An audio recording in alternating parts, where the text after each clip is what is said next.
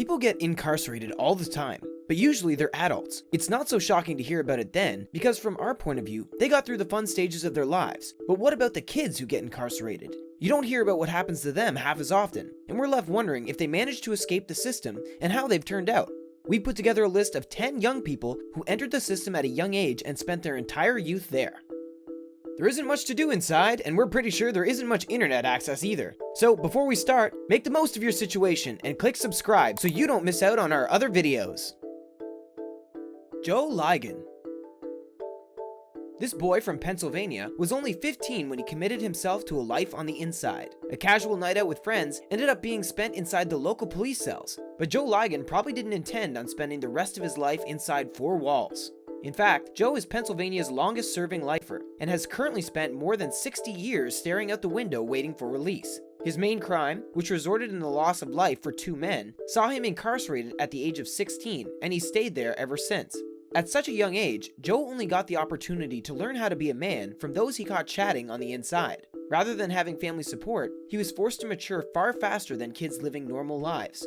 However, although Joe has been inside since he was a kid, he declined the opportunity to face retrial and immediately go on parole.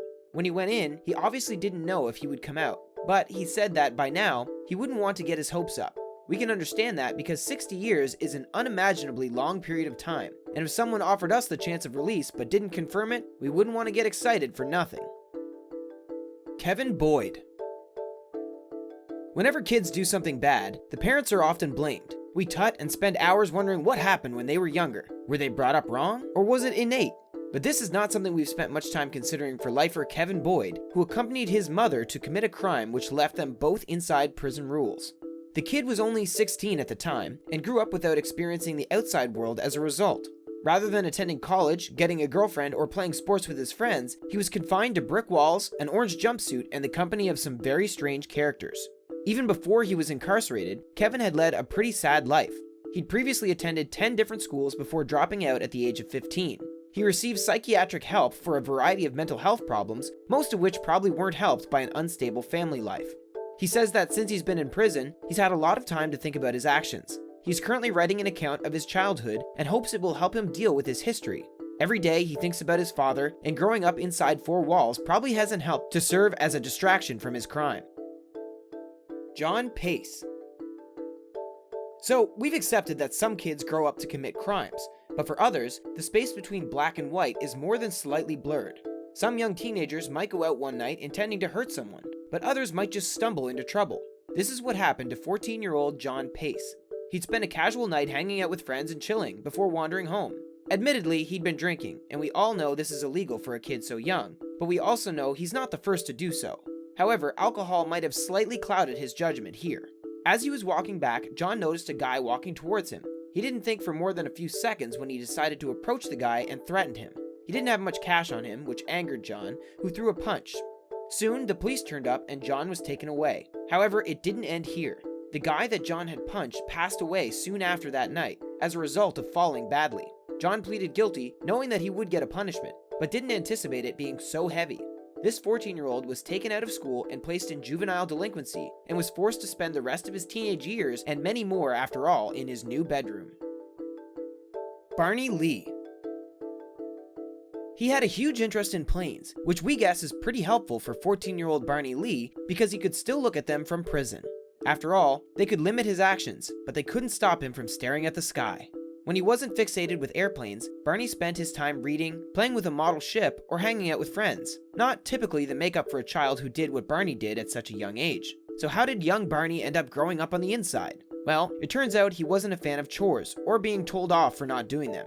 A few months earlier, he'd been staying with his uncle on a farm. Instead of doing the chores his uncle had requested, Barney had sat around playing ball instead. When his uncle told him off, he reacted badly. So badly, in fact, that the police got involved. His uncle didn't live much longer, and Barney ended up being carted off to the local prison. As a result, he was given a life sentence, and was officially the youngest person in his area to be given such a punishment. Now, he's spending his time at San Quentin, which is his new home for the foreseeable future. Jennifer Pruitt.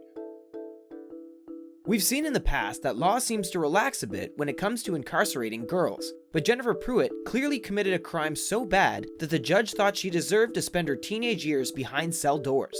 At the age of 16, she'd spent a pretty significant role in ending an elderly man's life. However, as brutal as this sounds, Jennifer wasn't entirely to blame. She'd grown up in an unstable family and ran away from home when she was younger. At 16, she ended up living with a neighbor who got a kick out of stealing from people. Desperate for some accommodation stability, Jennifer joined in. Unfortunately, the neighbor she was with decided to take things one step too far.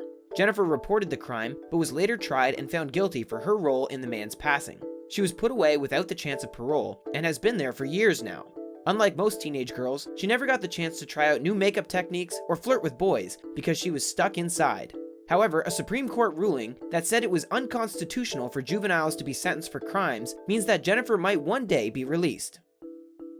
Matthew Bentley. At only 5 feet and 4 inches tall, 14-year-old Matthew Bentley might not have looked half as dangerous as he actually was. His life of crime started fairly innocently. He wanted to steal a car. Like many young boys, he loved cars and wanted to try out driving for the first time.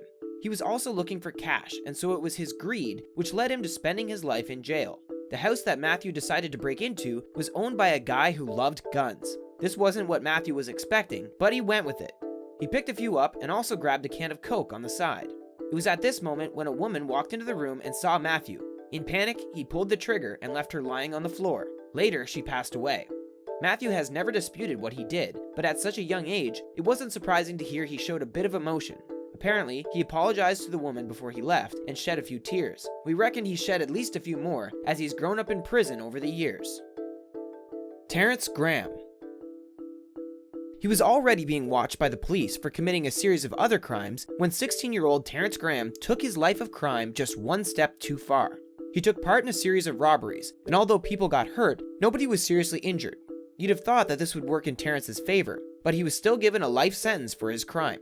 This was rare, and the 16-year-old is the second person ever to be given a life sentence for committing a serious crime. But with nobody passing away as a result, many human rights activists have argued his case and said it's unethical and incredibly cruel to expect a 16-year-old to spend his life inside from such a young age. Now, we've already learned about a few young people who've spent their early years inside the system, but it doesn't get any easier hearing it again.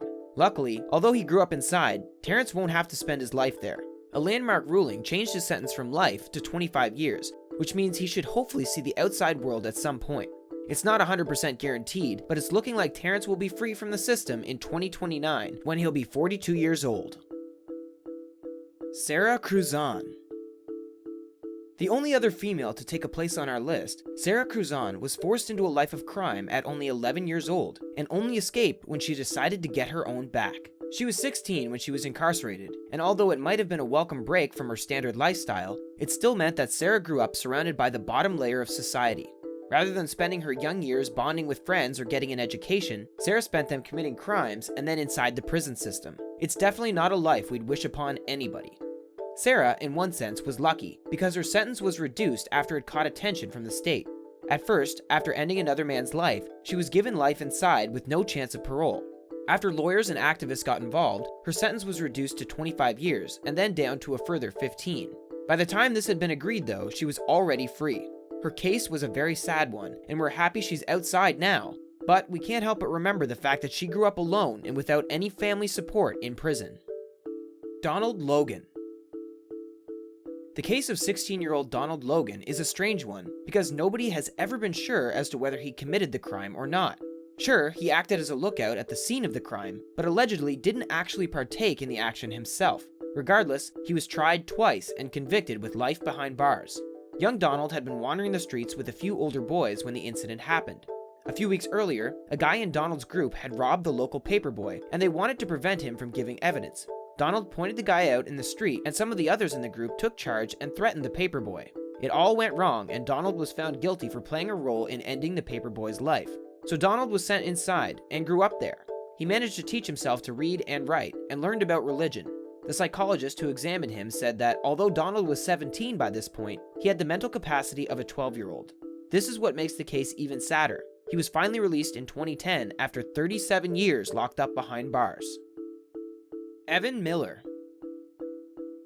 At only 14 years old, Evan Miller was tried as an adult and given life without parole. Now, you might think this is unfair considering his age, but what the 14-year-old did to receive this punishment might make you reconsider slightly.